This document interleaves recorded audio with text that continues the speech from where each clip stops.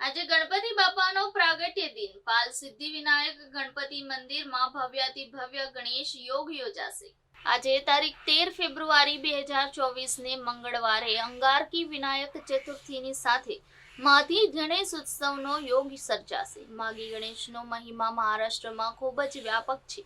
આ દિવસે ભગવાન શ્રી ગણપતિનો પ્રાગટ્ય દિન છે। આ પ્રસંગે સુરતના પાલ પાટિયા સ્થિત સિદ્ધિવિનાયક ગણપતિ મંદિરમાં ભવ્યાતિ ભવ્ય ગણેશ યજ્ઞ સહિતના કાર્યક્રમો યોજવામાં આવ્યા છે।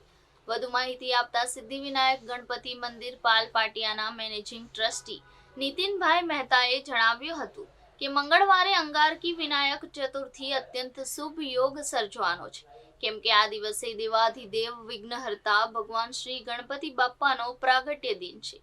આ દિવસે ભગવાન શ્રી ગણપતિ બાપ્પાની પૂજા અર્ચના આરાધના દર્શન માત્રથી ભક્તજનો પાવન થઈ શકે છે। આ પ્રસંગે પાલ પાટિયા સ્થિત સિદ્ધિવિનાયક ગણપતિ મંદિર ખાતે વહેલી સવારથી મોડી સાંજ સુધી અનેક કાર્યક્રમોનું આયોજન કરવામાં આવ્યું છે। નીતિન મહેતાએ જણાવ્યું કે ભવ્યાતિ ભવ્ય ગણેશ યજ્ઞ તો યોજાશે જ, પરંતુ વહેલી સવારે કેસર સ્નાનથી શરૂ કરી સમગ્ર દિવસ દરમિયાન જુદા જુદા ધાર્મિક કાર્યક્રમો અને કર્મકાંડ યોજવામાં આવ્યા છે।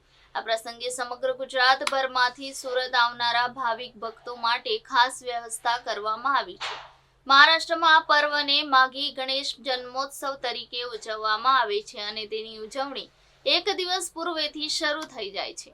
નીતિન મહેતાએ જણાવ્યું હતું કે મંગળવારના મહાસુદ ચોથના દિવસે ભગવાન શ્રી ગણેશનો પ્રથમ યુગાવતાર કૃતયુગમાં પૃથ્વીલોકમાં મહર્ષિ કશ્યપ અને દેવી અદિતિના આશ્રમમાં મહાસુદ ચોથે બટુક બ્રાહ્મણ સ્વરૂપે મહોકટ્સ વિનાયક અવતાર લીધો હતો અને દેવાંતક તથા નરાંતક નામના રાક્ષસનો વધ કર્યો હતો।